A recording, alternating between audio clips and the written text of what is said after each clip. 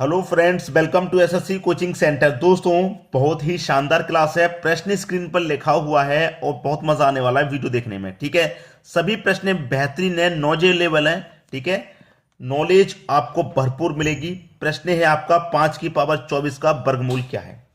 अब 5 की पावर 24 का वर्गमूल पूछ रहा है, तो मैं आपको सबसे पहले एक एग्जाम्पल समझा देता हूं। जैसे कि आपसे कहा जाए कि 16 का वर्गमूल क्या है, तो आप क्या करेंगे। 16 का वर्गमूल 4 होता है, सर सभी जानते हैं।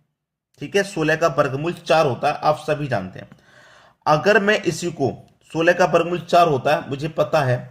अगर मैं ये कहूं कि 4 से 16 बनाइए, तो आप क्या करेंगे। 4 की पावर 2 करेंगे। 4 की पावर 2 करेंगे तो 16 हो जाएगा ये। ठीक है, 4 की पावर 2 करेंगे तो क्या हो जाएगा, 16। आपसे कह रहा है कि 5 की पावर 24 का वर्गमूल क्या है, और मैं कह रहा हूं कि 4 की पावर 2 का वर्गमूल क्या है। 4 की पावर 2 का वर्गमूल, जब वर्गमूल पूछ रहा है तो वर्गमूल का साइन लगा दो। लगा देंगे साइन, तो यहां पर 4 रहेगा, 4 की पावर 2 है। इस वर्गमूल को जब आप हटाएंगे, इस वर्गमूल को जब आप हटाएंगे, तो वर्गमूल का मतलब क्या होता है, पावर 1/2। यही तो होता है।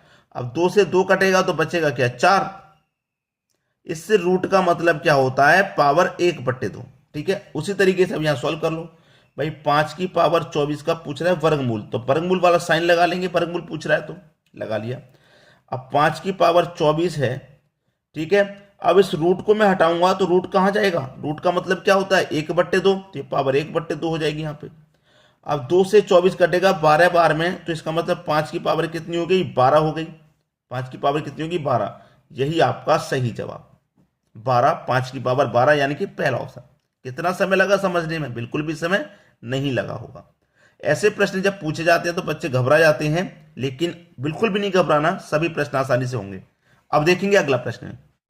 अगला प्रश्न है, 1 1 1 1 1 का होल स्क्वायर 2 का मान क्या होगा। भाई 1 2 3 4 5, एक कितनी बार दिया गया है, 5 बार दिया गया है, और इसके होल स्क्वायर का मान पूछ रहा है क्या होगा। ठीक है, देखिए सबसे पहली बात, एक 5 बार है ना। सबसे पहले मैं आपको थोड़ा सा एग्जांपल में समझा दूं। अगर एक 2 बार हो तो इसकी पावर 2 का मान कितना होता है, 121 होता है, सभी को पता है। अगर एक 3 बार हो तो इसकी पावर 2 का मान कितना होता है। अगर एक 3 बार है तो इसकी पावर 2 का मान का होता है 1 2 3 2 1। मतलब मेरे कहने का ये है, अगर हम पावर 2 रखेंगे तो हम 1 से लेकर 2 तक जाएंगे, फिर 1 लौटेंगे 1 तक। अगर एक 3 बार है, उसकी पावर 2, तो 3 बार है ना, तो 1 2 3 तक जाएंगे, फिर 1 तक लौटेंगे। ऐसे ही अगर ये 3 की जगह 4 होगा, मान लीजिए 4 होगा, 4 की पावर 2 होगा, मतलब एक 4 बार होगा, उसकी पावर 2 होगा। 4 बार है तो हम 4 तक जाएंगे, 1 2 3 4, फिर लौटेंगे 1 तक, 3 2 1। सभी संख्याओं में देखेंगे, 2 बार है ना एक, तो 2 तक जाएंगे, फिर 1 तक लौटेंगे। यहाँ 3 बार है एक, तो 3 तक जाएंगे, फिर 1 तक लौटेंगे। यहाँ 4 बार है तो 4 तक जाएंगे, फिर 1 तक लौटेंगे। उसी तरीके से जब यहाँ पर 5 बार है तो कहाँ तक जाएंगे, 5 तक जाएंगे, 1 2 3 4 5, फिर 1 तक लौटेंगे, 4 3 2 1। ये आपका आंसर है। यही क्या है, आपका आंसर है भाई। ठीक है, किस ऑप्शन में भाई, 1 2 3 4 5, फिर 4 3 2 1, सी ऑप्शन आपका बिल्कुल सही जवाब। उम्मीद करूंगा आसानी से प्रश्न सभी को समझ में आ गया। अब देखेंगे अगला प्रश्न। अगला प्रश्न है, यदि √1 - x के बटे में 529 बराबर 16/23 है, तो x का मान क्या होगा। x का मान क्या होगा भाई, ये पूछ रहा है। बहुत ही बढ़िया प्रश्न है। देखिए प्रश्न बढ़िया कैसे, मैं आपको बताता हूं कि रूट के अंदर है। सबसे पहली बात तो x का मान पता करना है, लेकिन यहां पर अगर आप संख्याओं को ध्यान से बिल्कुल भी देख रहे हैं तो प्रश्न का आंसर आपकी आंखों के सामने है। कैसे, बराबर में संख्याएं ऊपर ऊपर कटती हैं, नीचे नीचे कटती हैं, ये बात आपको अच्छे से मालूम है। तो यहां पर जब आप ध्यान से देखेंगे कि 23 है और ये 529 है, तो भैया 23 का स्क्वायर कितना होता है, 529 होता है कि नहीं। मतलब इस संख्या का यहाँ स्क्वायर दिया गया है। जब इस संख्या का यहाँ स्क्वायर है तो इस संख्या का भी यहाँ स्क्वायर होगा। ठीक है, तो आप 16 का अगर स्क्वायर करें तो 256 होता है। कितना होता है, 256। तो इसका स्क्वायर है यहाँ और इसका स्क्वायर है यहाँ, तो 16 का स्क्वायर 256। हमें चाहिए एक्स का मान क्या होगा। एक्स का मान, दोनों का अंतर कर लो, 9 में से 6 जाएगा 3, 12 से 5 जाएगा 7, 4 में से 2 जाएगा 2, कितना आ गया 273। यही आपके प्रश्न का बिल्कुल सही जवाब हो गया, 273 आने वाला है, सी ऑप्शन बिल्कुल सही। क्लियर सभी को प्रश्न? अब बताइए, मैं तो कह रहा हूं मेरे हिसाब से 60% बच्चे शायद इस प्रश्न को नहीं कर पाते। अगर आप में से भी कोई ऐसा है जो नहीं कर पाता तो कमेंट करके बता दिया करो, सर आपने ये प्रश्न बता के बहुत अच्छा किया, हमसे ये नहीं हो पाता था। कमेंट करके बताने में कोई परेशानी नहीं है, बता भी सकते हैं आप, जिससे कि हमें आपका लेवल पता चलेगा कि किस तरह के प्रश्नों को आप नहीं कर पाते हैं। ठीक है, तो बताया करें कमेंट में। अब देखेंगे अगला प्रश्न। अगला प्रश्न है 6 की पावर 10 गुने 7 की पावर 17 गुने 11 की पावर 27 में अभाज्य गुणनखंडों की संख्या है।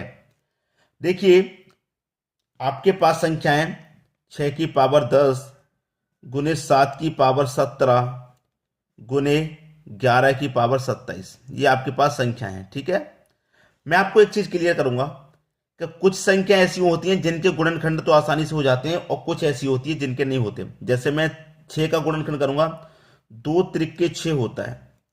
अब जैसे 7 का मैं गुणनखंड करूंगा, अब 6 के गुणनखंड 2 त्रिका 6 आ गया, 6 के गुणनखंड। अगर मैं कहूंगा कि 6 का गुना 1 से कर दूं तब भी 6 होगा, तब भी 6 होगा।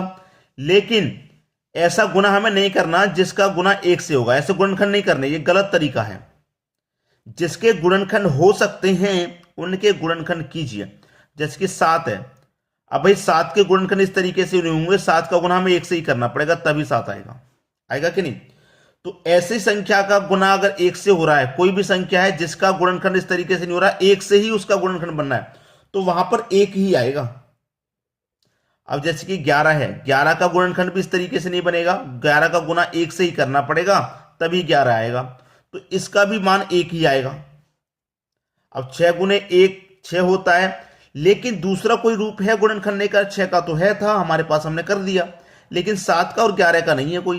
तो जब नहीं है, 1 से ही गुना इनका हो सकता है, तो 1 ही आएगा यहां। लेकिन 6 का तो 1 से नहीं और भी हो सकता है, जैसे 2 त्रिका 6, तो ये दूसरा वाला बनाना है। जिसका नहीं बनेगा उसका 1 ही आएगा। ठीक है, अब देखिए 6 के गुणनखंड 2 संख्या में हुए, 2 और 3 कितनी संख्या है? 2 है ना, तो 2 का गुना मैं 10 से कर दूंगा तो 20 आ जाएगा। जैसे कि अगर 6 की जगह मान लीजिए यहां पर 8 होता, 8 की पावर 10 कह देता, तो 8 के गुणनखंड क्या होते? 2 गुने 2 गुने 2, 2 दूने का 4, 4 दूने का 8। तो कितनी संख्याओं में गुणनखंड हुआ? 1 2 3 संख्याओं में हुआ ना, तो 3 का गुना 10 से करते। ऐसे यहां पर 2 संख्याओं में गुणनखंड हुआ तो 2 का गुना हम 10 से कर रहे हैं। समझ में आ गई बात? प्लस 1 है, 1 का गुना 17 से करूंगा तो 17, 1 का गुना 27 से करूंगा तो 27 ही रहेगा। अब सबको जोड़ देना। ठीक है, सबको जोड़ेंगे, 20 और 17 37, और 37 में 27 जोड़ूंगा, ये हो जाएगा आपका 64। 64 कहां पर है भाई? बी ऑप्शन में। ये आपके प्रश्न का बिल्कुल सही जवाब हो गया। बात क्लियर है? 64 आपका आंसर हो गया। अब देखते हैं अगला प्रश्न। अगला प्रश्न है √72 प्लस √72 प्लस √72 इन्फिनिटी तक जा रहा है, अनंत तक जा रहा है। यही संख्या कहीं तक भी चली जाइए, कोई संख्या, हमें कोई परेशानी नहीं है, हमें बस तरीका मालूम होना चाहिए। हमारे पास क्या दे रखा है? 72, सेम संख्या है ना, 72 72 72 चल रही है। तो हमें 72 के क्या करने हैं? सह अभाज्य गुणनखंड क्या करने में, इधर लिख देता हूं ताकि आपको समझ में आए। सह अभाज्य गुणनखंड करने हैं। गुणनखंड, सह अभाज्य गुणनखंड वो होते हैं जिनका अंतर 1 आए। ठीक है, जिनका अंतर 1 आए, ठीक है, वो होते हैं सह अभाज्य गुणनखंड। तो 72 के गुणनखंड में क्या करूंगा? जिनका अंतर 1 आएगा, 8 गुने 9, 8 ने 72 होता है, और इनके बीच का अंतर कितना है? 1 आना चाहिए, 1 ही है, बिल्कुल सही। अब ये हमारा सहभाज्य गुणनखंड है क्योंकि इनके बीच का अंतर 1 है। ठीक है, ऐसा अंतर आना चाहिए। तो जब प्लस का साइन यहां पर रहेगा तो बड़ी वाली संख्या आंसर होती है, याद रख लेना, 9। ठीक है, 9 आपका आंसर है। अगर प्लस की जगह जैसे 72 माइनस 72 माइनस 72 माइनस माइनस में सीरीज चल रही होती तो क्या आंसर होता? अगर माइनस में चल रही होगी तो छोटी वाली संख्या आंसर होती है फिर गुणनखंड का। अगर प्लस में चल रहा है तो गुणनखंड का बड़ी संख्या आंसर, अगर माइनस में चल रहा है तो गुणनखंड की छोटी संख्या आंसर। बात क्लियर है? सभी बातें समझ में आ गई? अब देखेंगे अगला प्रश्न। अगला प्रश्न है √8 प्लस √57 प्लस √38 प्लस √108 प्लस √169। बहुत सारे बच्चे जो नए होते हैं पहली बार इस तरीके का प्रश्न देखते हैं, तो वो मैं आपको बता दूं, घबराइए मत, इस तरीके के प्रश्न को पीछे से सॉल्व कीजिए। पीछे सॉल्व करने का मतलब क्या है, √169 मतलब 169 का स्क्वायर रूट हमें लगाना है, क्योंकि रूट का साइन लग रहा है, तो स्क्वायर रूट में इसको सॉल्व करूंगा तो कितना होता है भाई, 13 ही तो होता है, मैंने सॉल्व कर लिया। अब जब यहां प्लस का साइन है तो इस 13 को इसमें जोड़ देंगे 13 को। अब 108 में मैं 13 जोड़ दूंगा तो ये हो जाएगा 121, रूट में है ना, तो √121 का मान कितना होता है, 11। अब इस 11 को मैं यहां जोड़ दूंगा क्योंकि प्लस का साइन है, तो जोड़ दो भाई 11 को।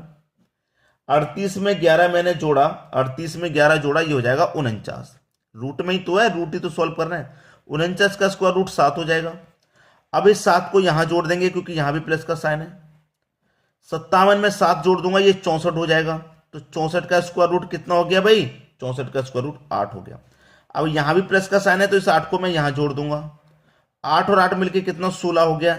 स्क्वायर रूट है ना, तो 16 का स्क्वायर रूट कितना हो जाएगा भाई, 4। आपके प्रश्न का आंसर क्या आया, 4, यानी कि पहला ऑप्शन। तो घबराना नहीं है, इस तरीके का प्रश्न कभी आ जाए आसानी से सॉल्व होगा, स्टेप बाय स्टेप आपको स्क्वायर रूट मान निकालना है, बस सॉल्व होता चला जाएगा। ठीक है दोस्तों, वीडियो पसंद आए लाइक करें, शेयर करें, और चैनल को अगर सब्सक्राइब नहीं किया तो सब्सक्राइब करके बेल आइकन का बटन जरूर दबाएं, जिससे कि सभी वीडियो का नोटिफिकेशन आप तक पहुंचेगा और आपकी एग्जाम की तैयारी अच्छे से हो पाएगी। ठीक है दोस्तों, वीडियो देखने के लिए आपका बहुत बहुत धन्यवाद।